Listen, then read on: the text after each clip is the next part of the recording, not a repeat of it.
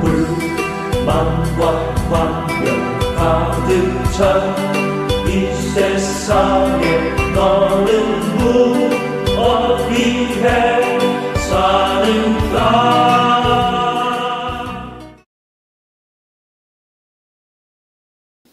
안녕하세요. 이우신 목사입니다. 오늘부터 드디어 새 삶 시리즈를 10번에 걸쳐서 시작을 하게 되겠습니다. 먼저 새 삶의 첫 번째로 확실한 새로운 삶이다. 예수를 믿는다는 것은 피상적이 아니라 굉장히 확실합니다. 우리 생애에서 가장 중요한 결정, 이것이 새로운 삶의 출발인데요. 만약 여러분이 예수님을 진심으로 믿으셨다면 여러분은 새로운 삶을 시작했습니다. 인지하든 인지하지 못하든 새로운 삶을 살고 있는 것인데요. 갈등 속에서나 어떤 귀로에서 예수님을 영접했던지 간에 마음으로 믿으면 주님의 은혜 가운데 우리는 새로운 삶, 즉 거듭난 삶을 살게 되는 것입니다. 그 이름을 믿는 자에게는 하나님의 자녀가 되는 권세를 주셨다고 말씀하십니다. 우리가 새로운 삶에는 영생의 차원에서 살게 되는 것이죠. 요한복음 3장 16절이죠. 하나님이 세상을 이처럼 사랑하사 독생자를 주셨으니 이는 누구든지 저를 믿으면 멸망하지 않고 영생을 얻게 하렵니다. 또 요한복음 5장 24절에 내 말을 듣고 또 나 보내신 이를 믿는 자는 영생을 얻었고 심판에 이르지 아니하나니 사망에서 생명으로 옮겼다고 말씀합니다. 희미한 회색지대 암흑에서 빛으로 눈과 같이 휘어지는 삶을 살게 되는 것이 새 삶입니다. 이사야서 1장 18절 말씀, 오라 우리가 서로 변론하자. 너희 죄가 주홍 같을지라도 눈과 같이 휘어질 것이요 진홍같이 붉을지라도 양털같이 되리라고 말씀하십니다. 자, 이제 우리는 어떤 동기로 주님께 나왔든지 간에 우리의 발걸음은 하나님 앞에 나왔으며 그의 품에 안겨 있습니다. 하나님은 은혜와 섭리 속에서 우리의 새로운 삶을 인도해 주시고 또 우리가 그리스도의 부르심에 응답해서 죄로부터 구속받아서 새로운 삶을 시작하신 것입니다. 그러므로 예수님이 나의 구세주가 되었기 때문에 우리는 전혀 다른 차원의 삶으로 인생을 살아가게 되어 있습니다. 고린도후서 5장 17절 말씀에는 그런즉 누구든지 그리스도 안에 있으면 새로운 피조물이라 이전 것은 지나갔으니 보라 새 것이 되었다고 했습니다. 자, 이렇게 예수를 믿고 새로운 삶을 살아가는 확실한 것은요, 내 느낌이나 우리의 생각이 아닙니다. 우리는 때때로 느낌으로 내가 예수를 믿고 구원받았나 안 받았나 이런 feel로 생각하는 경향이 있는데요. 느낌이 아닙니다. 확실합니다. 우리를 하나님께서 설득하고 어떤 언변 사실을 미화시키고 하는 것이 아니라 객관적인 진리, 즉 하나님의 말씀에 근거하기 때문에 그렇습니다. 새 삶 시리즈 두 번째 새 생명에 관해서 말씀을 드리겠습니다. 우리가 예수를 믿으면 흔히들 그 새 생명을 얻는다 이런 표현을 합니다. 우리가 예수를 구주로 영접할 때에 거듭난다 그러죠. 왜냐하면 우리는 사실은 죽어 있는 상태이기 때문에 그렇습니다. 예수님께서 니고데에게 이런 말씀을 하셨습니다. 예수께서 대답하여 이르실 때 거듭나지 아니하면 하나님의 나라에 갈 자가 없다. 그렇게 말씀을 했습니다. 그것은 살아있으나 죽어 있다고 하는 것을 전제로 하고 말씀하시는 거겠죠. 말하자면 아담 이후로 우리 모두가 죄 가운데서 살아있지만 죽어 있었으므로 우리는 다시 나야 된다는 말씀을 하고 있습니다. 계속해서 예수님은 요한복음 6장 7절에서 8절까지 육으로 난 것은 육이요 영으로 난 것은 성령으로 내가 내게 거듭나야 하겠다는 말을 놀랍게 얘기하지 말라. 다시 말해서 거듭나게 하는 그 성령으로 거듭나는 예수를 구주로 믿을 때에 일어나는 우리의 새 삶입니다. 다른 의미에서 새 생명을 얻었다는 뜻은 하나님의 가족의 일원이 됐다는 말입니다. 영접하는 자 곧 그 이름을 믿는 자들에게는 하나님의 자녀가 되는 권세를 주셨으니 이는 혈통으로나 육으로나 사람의 뜻으로 나지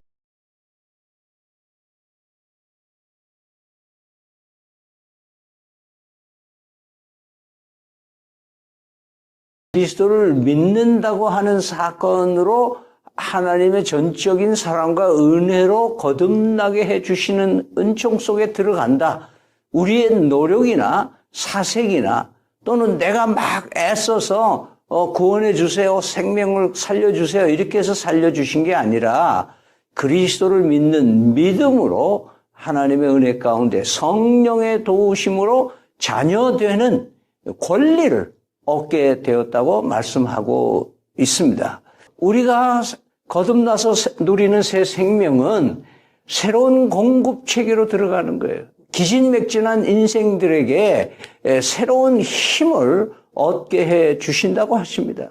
새로운 공급 체계가 우리 속에 생기게 된다는 것이죠. 요한복음 15장에 포도나무 비유에서 이렇게 말씀하십니다. 나는 포도나무여 너희는 가지라. 그가 내 안에 내가 그 안에 거하면 사람이 열매를 많이 맺나니 나를 떠나서는 너희가 아무것도 할 수 없습니다.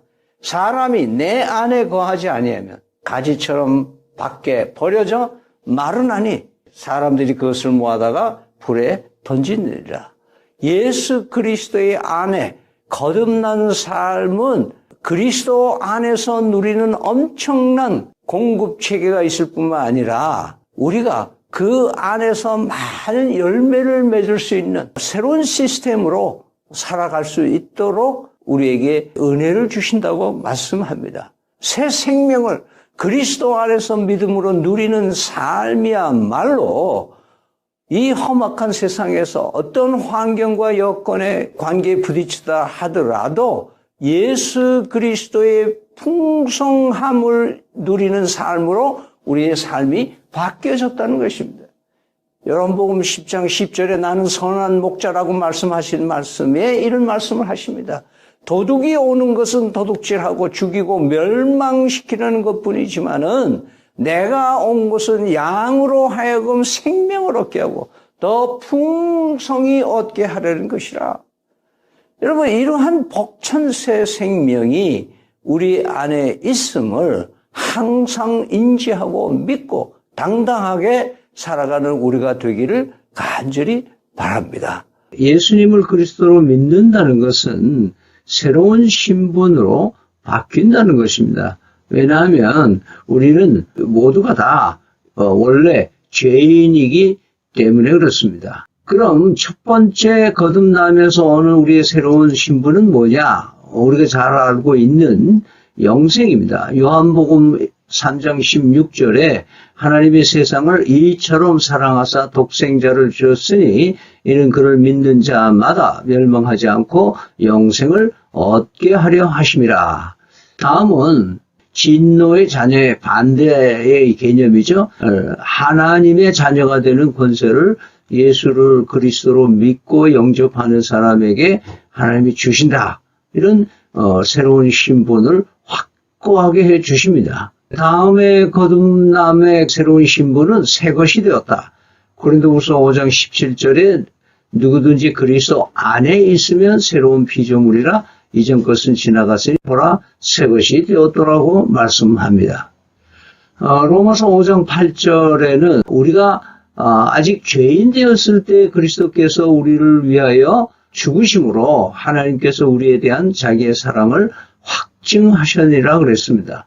즉 죄인일 때에 의인이거나 착할 때 우리를 불러주신 게 아니고 죄인일 때도 우리를 부르시고 사랑하시고 돌아오시기를 원하시는 하나님의 사랑, 그리고 그 사랑은 어떤 사랑이냐? 립서로 내가 너를 사랑한다 하고 립 서비스를 하는 사랑이 아니라 실질적으로 독생자 예수 그리스도를 이 땅에 보내줘서 내 대신해서 얼마나 사랑하는 아들이었지만은 자기 사랑하는 아들을 희생시켜서라도 나 같은 죄인을 사랑하셔서 그것을 증명해 보이는 것이 십자가에 예수 그리스도를 못 박혀 죽게 하신 것이 하나님의 사랑. 그 사랑으로 우리는 새로운 신분의 사람이 되었다. 알기 쉽게 다이어그램으로 얘기를 해보면요.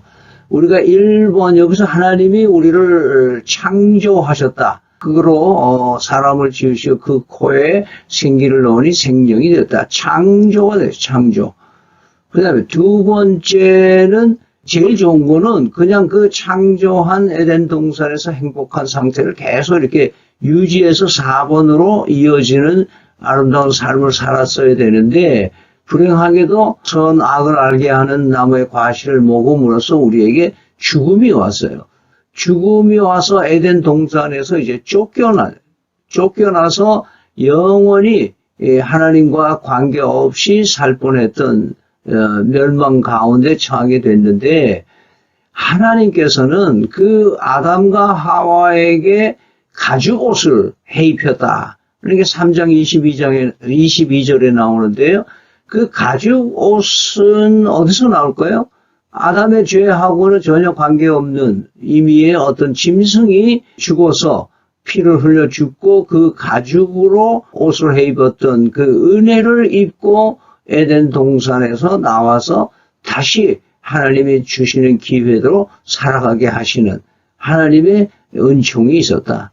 피 흘림이 없이는 죄사함이 없다고 하는 대로 우리의 부끄러운 죄를 가리기 위하여 예수님이 십자가에 죽으셨다. 이 예수 그리스도를 믿으면 우리에게 새로운 신분으로 우리를 바꿔주시는 분이시다. 새로운 신분, 영생 얻게 하시고 자녀 되게 하시고 그리고 새로운 피조물로서의 삶을 살게 해주신 하나님. 우리는 제일 좋은 것은 매일매일 일상에서 믿음으로 사는 것이고 그렇지 않으면 늘 범죄하며 나빠질 때마다 그리스도의 보혈의 은총을 입어서 다시 회복하는 그런 삶의 연속이 이루어져야 것입니다. 그럼 우리가 새 신분으로 살아가는 그 믿음은 어떤 믿음으로 살아야 되느냐 하는 거예요. 예수 그리스도와 함께 십자가에 못 박혀 나니 이 말은 죽었다. 옛 사람은 죽었고 옛 신분은 없어졌고 이제는 내가 사는 것이 아니고 오직 내 안에 그리스도로 사는 것이다. 그리스도를 믿는 믿음으로 사는 것인데 그거는 육체 가운데 사는 것은 나를 사랑하사 나를 위하여 자기 자신을 버리신 하나님의 아들을 믿는 믿음 안에서 사는 것이다. 하나님의 아들 예수 그리스도를 믿는 믿음 안에서 사는 것이 새 신분으로 살아가는 삶이다. 로마서 6장 6절에서 7절에서 밝히 말씀합니다. 우리가 알거니와 우리의 옛 사람이 예수와 함께 십자가에 못 박힌 것은 다시는 죄의 몸이 죽어 다시는 우리가 죄에게 종노릇하지 아니하려 함이라. 이는 죽은 자가 죄에서 벗어나 의롭다 하심을 얻었다. 새로운 신분의 삶은 옛 사람에 매여 사는 사람이 아니라 옛 사람으로서 벗어나서 이제 새 사람을 입고 새 사람의 삶을 사는 것이다.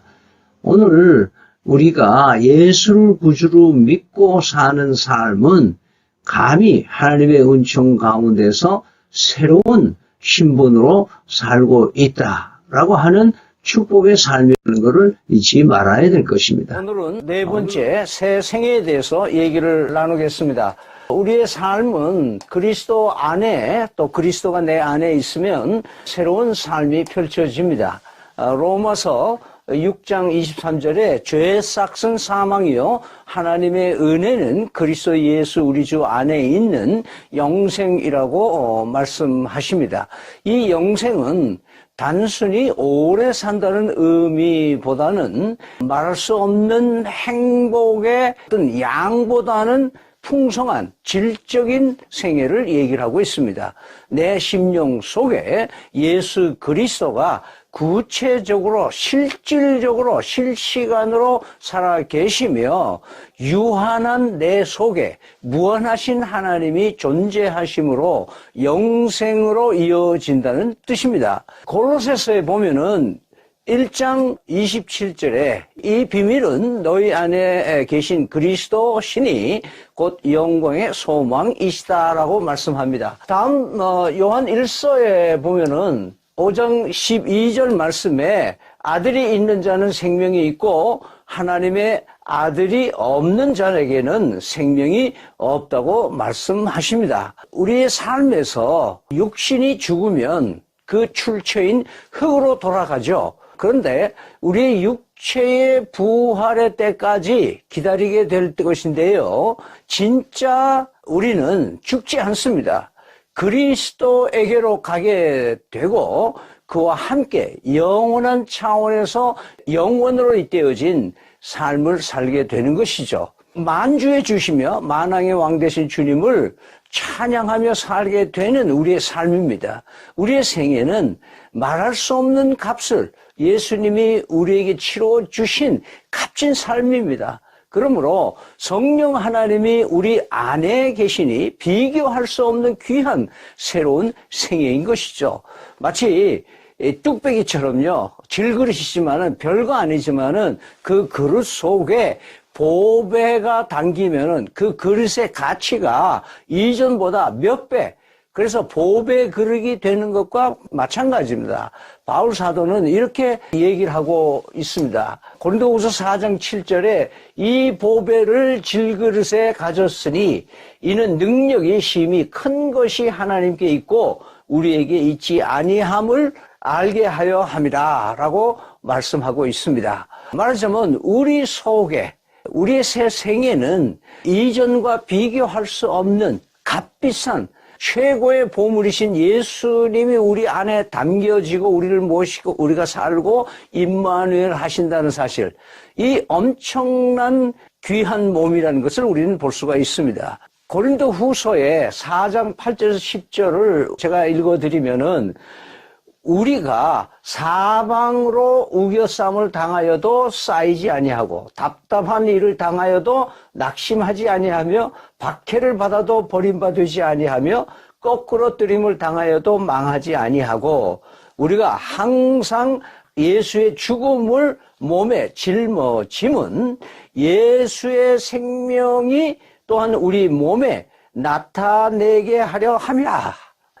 다시 말해서 우리의 생애가 얼마나 당당하고 예수의 생명이 우리 속에 있기 때문에 우리의 새 생애는 아무렇게나 쓰레기처럼 살 수 없는 존귀한 삶인 것을 말씀하고 있습니다. 특별히 16절로 가면은요. 그러므로 우리가 낙심하지 않으니 우리의 겉사람은 낡아지나 우리의 속사람은 날로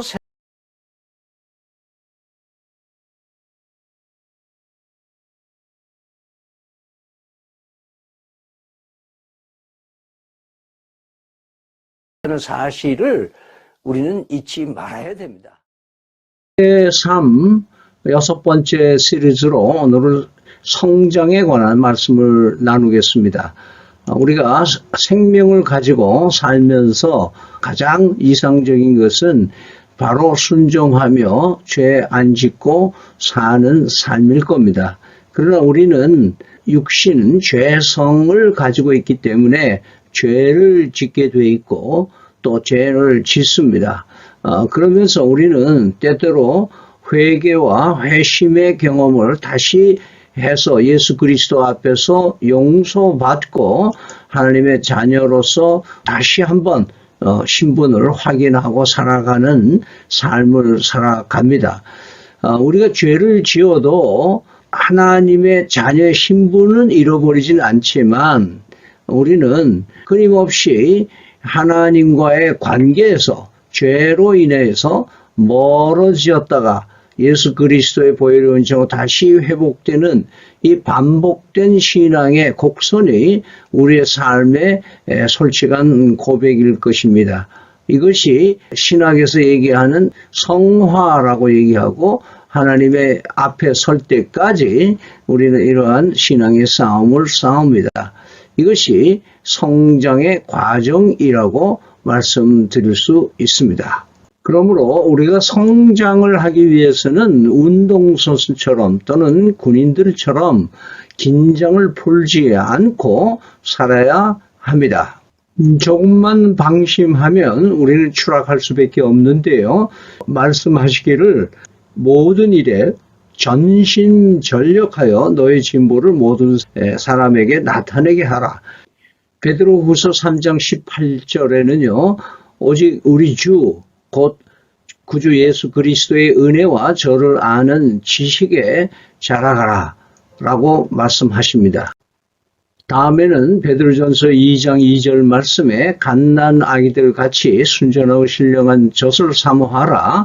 이는 그로 말미암아 구원에 이르도록 자라게 하려 함이라. 여기서 구원은 죄에서 구원이라기보다도 완성된 영화된 자리, 마지막 구원의 완성을 의미를 하고 있습니다.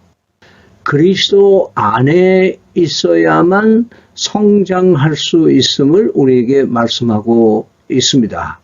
그럼 그리스도 안에 있다는 말씀은 어떤 의미일까요? 15장 7절 말씀에 너희가 내 안에 거하고 내 말이 너희 안에 거하면 무엇이든지 원하는 대로 구하라 그리하면 이루리라. 여기서는 두 가지로 우리에게 말씀하시는데요. 거한다는 말 안에는 예수님의 말씀, 성경 말씀이 우리 안에 있어야 되고 또 우리가 무엇이든지 원하면 구하는 기도 생활을 말씀하고 있습니다. 따라서 말씀과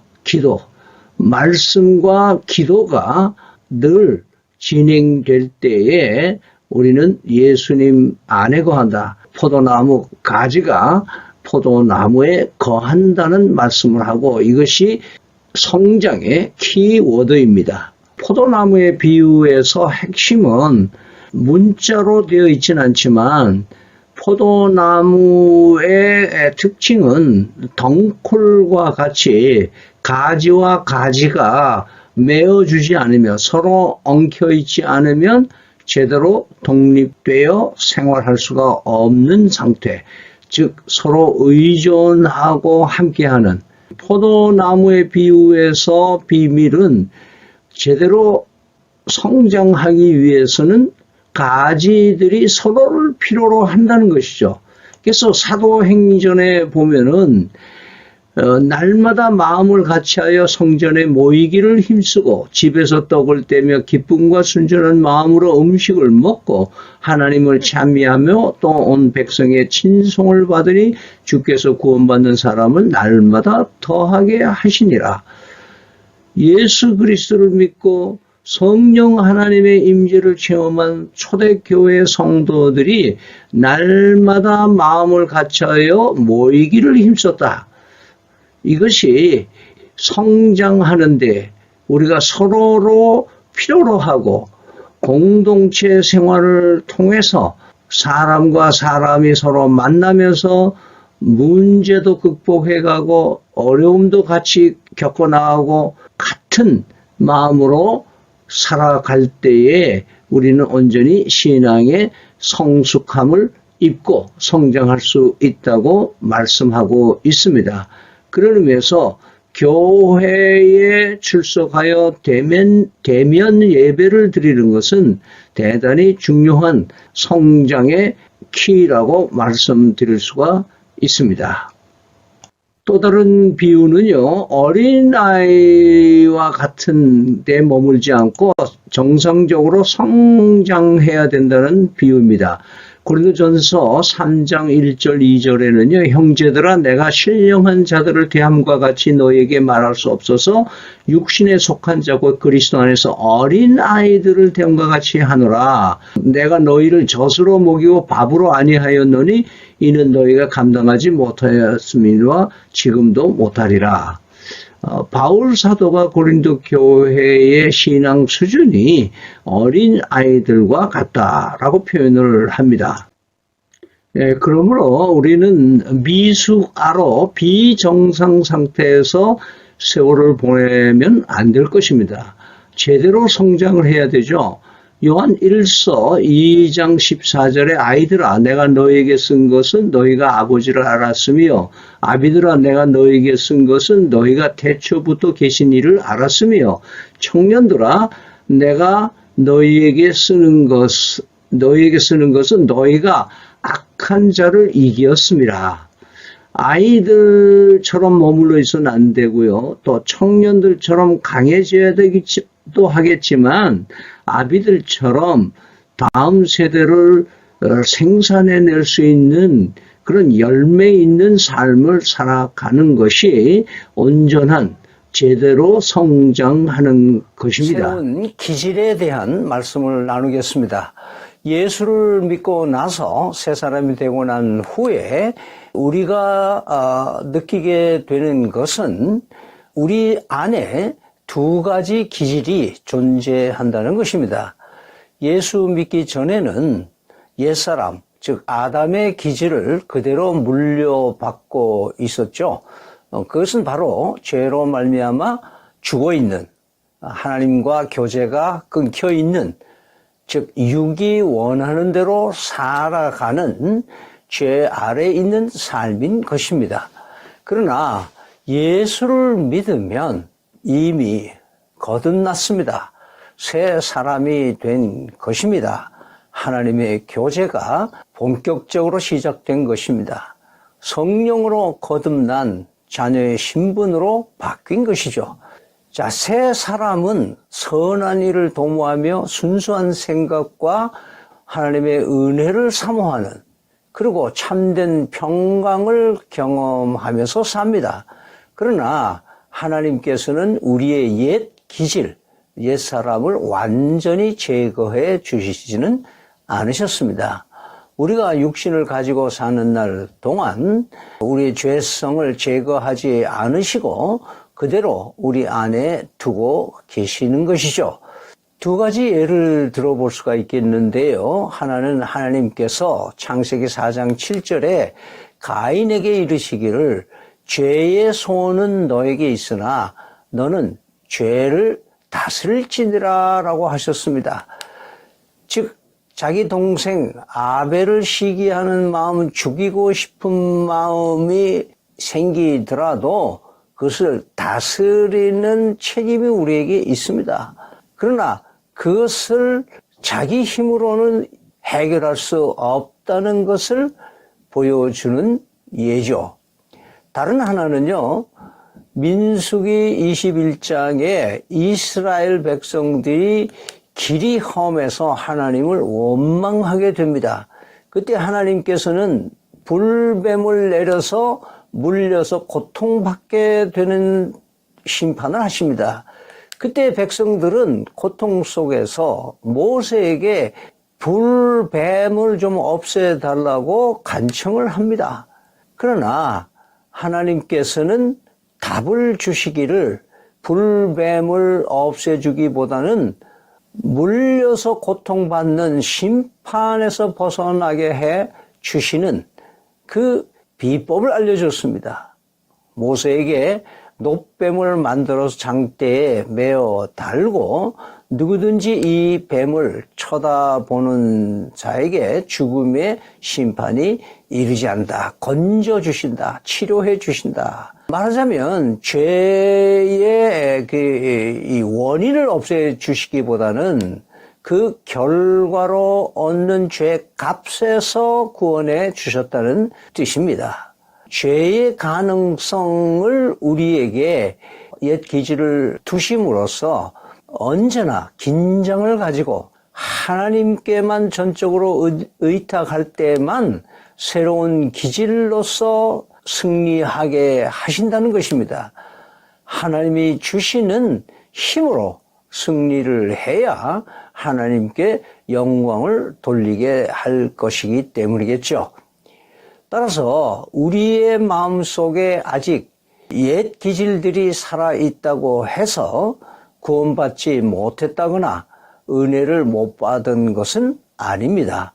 신분상으로 우리는 이미 그리스도를 믿는 믿음으로 주님 안에서 새로운 피조물이 되었으며 하나님의 자녀가 되었으면 틀림이 없습니다. 내 안에 하나님 성령이 거하시면서 그분께 부탁하고 의탁하기만 하면 옛사람을 이기고 새 사람의 모습으로 성령의 열매를 많이 맺는 삶을 살 수가 있습니다. 예수 믿는 것이 기쁘고 승리에 차고 환희의 삶을 살 수 있다고 말씀하십니다. 로마서 6장에서 바울 선생은요, 변화된 삶, 새 신분에 대해서 신학적으로 정리를 해 주시고 다음에 7장에 가서는 그 신앙의 원리대로 살아내지 못하는 자신의 갈등을 고백하고 있습니다. 오호라, 나는 공고한 사람이로다. 이 사망의 몸에서 누가 나를 건져내랴. 옛사람, 옛 기질이 얼마나 새로운 삶을 사는 바울을 괴롭혔는가를 우리는 보게 됩니다. 그러나 8장으로 계속 넘어가면은 넉넉히 이기는 삶, 아무도 그리스도의 사랑에서 끊을 수 없는 확신에 찬 외침이 우리의 가슴을 아주 벅차게 만들어 줍니다. 로마서 6장 11절에서 14절 말씀으로 끝을 맺겠습니다. 이와 같이 너희도 너희 자신을 죄에 대하여는 죽은 자요 그리스도 안에서 하나님을 향하여서는 산 자로 여길지어다. 그러므로 너희는 죄로 너희 죽을 몸에서 죄악노릇도 하지 못하게 하여 너희 사욕을 순종치 말고 또한 너희 지체를 불의의 병기로 죄에게 드리지 말고 오직 너희 자신을 죽은 자 가운데서 다시 산 자같이 하나님께 드리며 너희 지체를 의의 병기로 하나님께 드리라. 죄가 너희를 주관치 아니하리니 이는 너희가 법 아래 있지 아니하고 은혜 아래 있음이니라. 아멘. 우리 모두 새로운 기질에 몰입하여 승리에 찬 새 삶을 살아가기를 기원합니다. 그리스도인이 된 후에 우리는 이전과 다르게 살아야 합니다. 다르게 산다는 것은 하루하루 순간 일상생활이 다른 결정과 다른 선택을 해야 된다는 것이죠. 왜냐하면 우리의 선택으로 인격과 성품이 드러나기 때문입니다. 그러므로 우리는 어떤 선택을 할 때 무엇을 기준으로 하며 선택하는가를 분별할 수 있어야 됩니다. 이 선택의 기준을 가치라고 하고요. 새로운 가치를 가진다는 것은 사는 방식이 달라진다는 것입니다. 그러면 새 가치는 무엇일까요? 전에는 모든 것이 나 중심의 가치였다면 새 가치는 하나님께 있습니다. 옛 가치는 무엇을 먹을까 무엇을 입을까 전제였지만은 새 가치는 하나님입니다. 마태복음 6장 33절에 너희는 먼저 그의 나라와 그의 의를 구하라. 그러면 이 모든 것을 너에게 더하시리라. 옛 가치는 자기 판단의 기준이지만 모두를 선택할 때 새로운 가치는 하나님이 기준이 된다는 말씀입니다. 하나님이 이 세상을 창조하실 때 모든 영역에 가치를 부여했습니다. 그러나 사단의 역사로 인간의 가치 체계를 잃어버렸습니다. 그래서 무엇이 중요한지를 모르고 허둥지둥 살고 있습니다. 한 가지 예화를 들어가 보겠습니다. 사장님이 급한 일이 있어서 조카에게 맡겼습니다. 그 조카가 자기 친구들 데리고 와서 비어있는 수포를 장난하다가 진열장에 붙여있던 가격표를 이것저것 옮겨서 붙이기 시작을 했습니다. 그래서 2,000원짜리 500원에 3,000원짜리를 13만 5천원에 엉망이 되었습니다. 이렇게 우리의 가치는 누군가가 가치를 혼돈하게 만들어 있는 혼돈의 시대입니다. 지금 세상이 이렇게 가치 체계가 무너져서 무엇이 중요한지를 모르고 살고 있습니다. 가치 혼돈. 그래서 우리는 새로운 가치로 산다는 것은 상대 가치가 아닌 절대 가치로 사는 것을 말하죠. 우리가 어린아이 때 중요하다고 생각했던 장난감들, 이제 나이가 들면 더 이상 가치가 없는 거 아니겠습니까?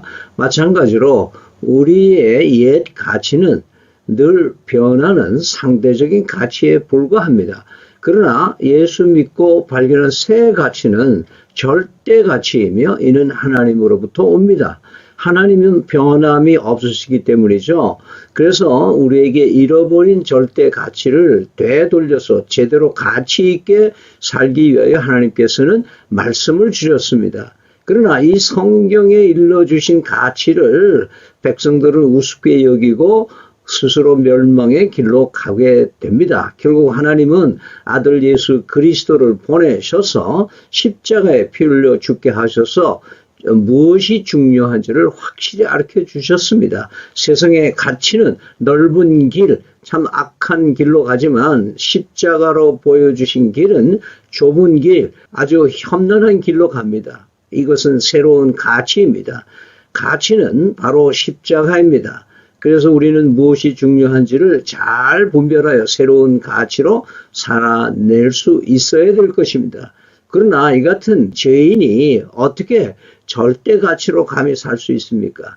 성령 하나님이 우리를 도와주시고 우리에게 분별력을 주시고 불가능한데 가능하게 해 주십니다. 따라서 우리는 계속해서 새로운 가치에 도전하고 새로운 가치를 살아내는 삶이 되어야 될 것입니다. 바울 사도는 자기가 가지고 있는 모든 귀중하게 상대 가치들은 다 배설물로 여기고 오직 예수 그리스도가 가장 존귀케 되기를 바란다는 말씀을 우리에게 주고 있습니다. 이러한 새 가치로 승리하는 우리가 되기를 기원합니다. 첫 번째 새 목표에 대해서 말씀을 드리도록 하겠습니다. 우리는 이미 예수 그리스도를 믿고 새로운 삶을 살아가고 있습니다.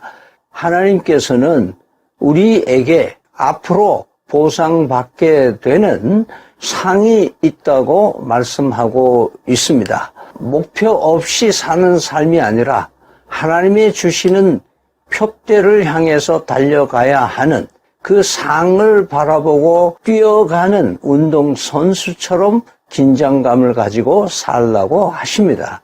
예수 그리스도를 믿기 때문에 새 생활을 해 나가는 것 때문에 불이익을 당하고 어려움을 당하고 또 유혹을 이기기 위해서 얼마나 애쓰고 살아갑니까? 그러나 이런 것들이 헛되지가 않습니다. 주님의 영광이 그런 삶을 통하여서 이웃에게 전해지기 때문에 그렇습니다. 하나님께서는 영원한 생을 이미 준비해 주셨기 때문에 이 세상에서 잃어버린 것, 손해본 것, 이런 것들을 반드시 보상해 주시는 하나님이십니다. 사람 앞에서는 별거 아닐진 몰라도 하나님 앞에서는 존귀한 자로 살 수 있다고 하는 것을 말씀을 드렸습니다. 하나님의 심판은요, 사람에게 두 가지 심판이 있다고 그럽니다. 하나는 예수 그리스도 안에서 사망과 멸망을 면케 되는, 즉 알곡과 죽쟁이를 가려내는 생명의 심판이 있습니다. 우리는 이미 예수를 믿기 때문에 이 심판에서 구원받습니다. 그런데 오늘 말씀드리려고 하는 것은 우리의 행한 대로 성도의 심판을 하신다고 말씀하고 있습니다. 그리스도를 믿는 것은 천국 가는 것만으로 끝나는 것이 아닙니다. 마치 요한복음 9장에 보면 실로암에 보내진 맹인 이야기 기억하시죠? 그분은 그 성경에 의하면 단순히 눈을 뜨게 해준 목적만을 위한 것이 아니라는 것을 말씀하시죠. 맹인을 통해서 하나님의 영광을 나타내시기 위해서라고 말씀하고 있습니다. 그러므로 우리는 예수 믿어 구원받는 것만이 아니라 새로운 삶을 통하여 하나님의 영광을 돌려드리고 또 그 영광을 돌리기 위해서 치렀던 모든 과정을 평가해서 하나님께서는 우리에게 상을 주신다라고 말씀하고 있습니다. 우리가 상이 없다면, 우리가 의롭게 산다고 하는 그 어려움에 대해서 보상이 없다면 뭐하러 그렇게 하겠어요? 아무렇게나 그냥 천국 가는데 아무렇게나 살면 되지, 이런 생각을 할 수 있겠죠. 우리는 엄격하게 나는 나만을 위해서 사는가 아니면 주님을 위해서 사는가라는 질문을 해봐야 될 것입니다.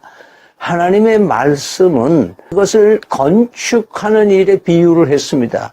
고린도서 3장 11절에서 15절 말씀에는 이 닦아둔 것 외에 능히 다른 터를 닦는 자가 없으니 이 터는 곧 예수 그리스도다. 만일 누구든지 금이나 은이나 보석이나 나무나 풀이나 짚으로 이 터 위에 세우면 각각 공력이 나타날 터인데 그 날이 공력을 밝히리니 이는 불로 나타내 그 불이 각 사람의 공력이 어떠한 것을 시험할 것임이라. 만일 누구든지 그 위에 세운 공력이 그대로 있으면 상을 받고 누구든지 그 공력이 불타면 해를 받으리니. 그러나 자기는 구원을 얻되 불 가운데서 얻는 것 같으니라. 부끄러운 구원이라고 말씀드릴 수 있죠. 그리스도의 공로로 우리는 구원받는 건 맞습니다. 그러나 한편 나의 공로로 받을 상급이 분명히 있다고 말씀합니다. 풀과 나무나 집처럼 불에 타는 인화성 물질로 우리가 산다면, 다시 말해서 쉽게 산다면 부끄러운 구원이 될 것입니다. 상급이 없다는 말씀이죠. 말하자면 자신의 보람과 자신의 이름 또 자신의 만족만을 위해서 우리는 세월을 낭비해서는 안 되는 것입니다. 잘했다, 착하고 충성하구나, 이렇게 칭찬받을 수 있는 우리가 되어야 될 것입니다. 하나님께서는 우리를 죄 가운데서 구속하여 내신 그 목적을 분명히 가지고 계십니다. 어떠한 여건이나 상황에서라도 우리를 사용하지 않는 실수를 범하지는 않으시는 하나님이십니다. 우리는 모두가 주님의 일을 할 수 있는 특권을 가지고 있습니다. 어떤 특별한 일을 해야 된다는 것은 아닙니다. 우리들에게 위탁해 주신 평범한 것들이 있죠. 시간, 물질, 재질, 건강, 가정, 자녀, 이웃 등 그리스도를 위하여 우리가 선한 청지기로 관리해야 할 일들이 많이 있습니다. 또 한 가지는 현재형입니다. 하나님은 과거에 내가 무엇을 어떻게 얼마나 했는지 우리의 왕년에 관심이 없으십니다. 하나님은 어떤 여건이 갖추어지면 뭔가 하겠습니다 라고 하는 것에도 하나님은 관심이 없으십니다. 하나님은 오직 지금 내가 무슨 생각을 하고 있으며 무슨 일을 하고 어떻게 살아가는가에 가장 관심을 두고 계십니다. 순간순간 우리 삶이 나를 쳐서 복종케 하는 그런 절제의 삶을 살아간다면 나의 승점이 올라가서 상급이 결정된다고 하십니다. 고린도후서 5장 10절 말씀에 이는 우리가 다 반드시 그리스도의 심판대 앞에 드러나 각각 선악간에 그 몸으로 행한 것을 따라 받습니다. 계시록 22장 12절에 보라 내가 속히 오리니 내가 줄 상이 내게 있어 각 사람에게 그의 행한 대로 갚아주리라. 아멘. 자, 이제 우리의 마음을 주님께 드리며 헌신하여야 되겠습니다. 그가 우리에게 베푸시고자 하는 모든 축복들을 이미 받았지 않았습니까? 따라서 우리의 삶을 통한 하나님의 뜻을, 분명한 목표를 찾아야 됩니다. 바울은 예수님을 다메섹 도상에서 만난 후에 즉시 질문을 하지 않았습니까? 주여, 내가 무엇을 하리까? 우리가 어리든지 나이가 들었든지 간에 남은 여생을 통하여 하나님께서는 위대한 일을 계획하고 계시고 가난한 이웃들과 나의 도움을 필요한 사람들에게 그리스도 이름으로 다가가서 그리스도를 통하여 변화된 모습들을 온 세상에 드러내 놓을 수 있어야 될 것입니다. 만약 이러한 요구를 거절한다면 우리의 생애는 온통 거북하고 불편한 마음을 가지고 살게 됩니다. 그렇다고 모두가 다 성직자나 선교사가 되라는 뜻은 아닙니다. 우리는 사업을 하면서 직장에서 가정에서 일상생활 속에서 우리 안에 살아 계시는 예수님의 모습을 움직여 보여줘야 됩니다. 그것으로 주님은 기뻐하실 것입니다. 실업인으로서, 법률가로서, 행정가로서, 과학자로서, 의사로서, 노동자로서, 기능인으로서, 예술인으로서, 군인으로서, 문인으로서, 스포츠맨으로서, 주부로서 어떠한 직업이든지 간에 하나님께서 우리에게 삶의 구체적인 현장에서 주님의 뜻을 이루어 계신다는 것을 잊지 마시기 바랍니다. 빌립보서 2장 13절에 너희 안에서 행하시는 이는 하나님이시니 자기의 기쁘신 뜻을 위하여 너희로 소원을 두고 행하시나니 그런 말씀하셨습니다. 웨스트민스터 고백서의 제1번에 인간의 목적이 뭐냐라고 했을 때 나오는 답이죠. 고린도전서 10장 31절. 그런즉 너희가 먹든지 마시든지 무엇을 하든지 다 하나님의 영광을 위하여 하라. 승리에 대해서 말씀을 나누겠습니다. 예상치 않은 일들이 생기곤 하는 경험들을 하시죠. 우리의 앞길은 항상 평탄하지만은 않습니다. 고통과 고난이라는 시험이 닥치되 않습니다. 그러면 이런 시험을 어떻게 이길 수 있을까? 결론적으로 말씀드린다면은 이런 고난과 고통은 우리를 유익하게 하시는 하나님의 손길이구나 이렇게 생각해 볼 수가 있습니다. 먼저 시험이라는 단어는 영어로 테스트 혹은 템테이션이라고 하는데요. 쉽게 얘기해서 테스트는 하나님이 하시는 것이고 템테이션은 사탄이 하는 것이라고 구분할 수가 있습니다. 말하자면 하나님은 우리를 축복으로 나아가기 위해서 테스트라는 과정, 시험이라는 과정을 거치게 하십니다. 그러나 템테이션은 우리를 망하게 하고 타락하게 하는 사단의 전략이라고 할 수 있겠습니다. 이 두 가지 개념은 우리가 참 구분하기는 어렵습니다. 우리가 당하는 시험이 사탄으로부터 왔는지 아니면 하나님으로부터 왔는지를 분별하는 것은 그렇게 쉽지가 않습니다. 그러나 시험에 이기는 것이 관건이겠죠. 여기에 우리가 승리라는 주제를 삼고 있는 이유입니다. 그래서 성경에는 시험을 받게 될 때에 그 시험을 이길 수 있는 길은 반드시 있다고 말씀합니다. 그러면서 대표적인 성구를 하나 소개해 드리겠는데요. 히브리서 12장 6절에서 11절 말씀입니다. 주께서 그 사랑하시는 자를 징계하시고 그 받아들이는 아들마다 채찍질 하심이라 하였으니 너희가 참음은 징계를 받기 위함이라. 하나님이 아들과 같이 너희를 대우하시나니 어찌 아버지가 징계하지 않는 아들이 있으리요. 징계는 다 받는 것이거늘 너희에게 없으면 사생자요 친아들이 아니니라. 또 우리의 육신의 아버지가 우리를 징계하여도 공경하였거든 하물며 모든 영의 아버지께 더욱 복종하며 살려하지 않겠느냐. 그들은 잠시 자기의 뜻대로 우리를 징계하였거니와 오직 하나님은 우리의 유익을 위하여 그의 거룩하심에 참여하게 하시느니라. 무릇 징계가 당시에는 즐거워 보이지 않고 슬퍼 보이나 후에 그로 말미암아 연단받은 자들은 의와 평강의 열매를 맺느니라. 예수 그리스도를 믿으면요, 우리가 하나님의 친자녀가 되지 않습니까? 그렇기 때문에 뭐가 두렵습니까? 하나님이 채찍을 한다 한들 우리를 옳은 길로 인도하시려고 하는 것이기 때문에 우리는 더 귀하다고 생각할 수가 있습니다. 그리고 우리가 감당할 수 없을 만큼 그냥 죽으라고 시험에 놔두겠습니까?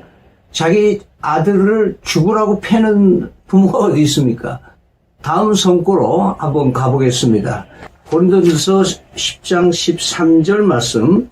사람이 감당할 시험 밖에는 너희가 당한 것이 없나니 오직 하나님은 미쁘사 너희가 감당하지 못할 시험 당함을 허락하지 아니하시고 시험 당할 즈음에 또한 피할 길을 내사 너희로 능히 감당하게 하시느니라. 자, 여기 한 예를 들어볼게요. 벽지 한 장이 있는데 벽지에 자신이 약함을 알고 벽지에 딱 붙어있는, 벽에 붙어있으면 되는데 교만해서 허공에 떠 있게 되면 여지없이 외부의 충격에 의해서 째지고 말 것입니다. 그래서 이 종이가 벽에 붙어있으면 벽의 힘으로 충격에도 이길 수 있다. 종이 자체의 힘이 아니라 벽의 힘으로 이길 수 있는 것이죠. 그러므로 우리가 일상에서도 그리스도인으로 승리하는 비결은 주님 안에 거하는, 주님께 밀착해 있는 것입니다. 포도나무에 붙어 있는 가지 말입니다. 그러므로 우리는 먼저 시험을 당할 때에 이런 생각을 가져야 됩니다. 아, 난 자신 없다. 시험을 이길 수가 없다. 이것을 인정해야 합니다. 아, 나는 얼마나 약한가. 그래서 새 삶을 시작하면서 제일 먼저 알아야 하는 것은 첫째는 우리가 죄인이라는 것과 두 번째는 내가 얼마나 연약한 존재라는 것을 아는 것입니다. 바울 사도는 아무것도 자랑할 것이 없다고 했습니다. 그러나 두 가지 자랑거리가 있다고 그랬는데요. 하나는 예수 그리스도를 자랑한다고 하면서 다른 하나는 내가 얼마나 약한가 하는 것을 자랑한다고 했습니다.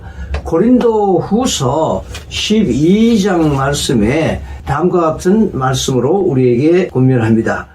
여러 계시를 받은 것이 지극히 크므로 너무 자만하지 않게 하시려고 내 육체의 가시 곧 사단의 사자를 주셨으니 이는 나를 쳐서 너무 자만하지 않게 하려 하심이라.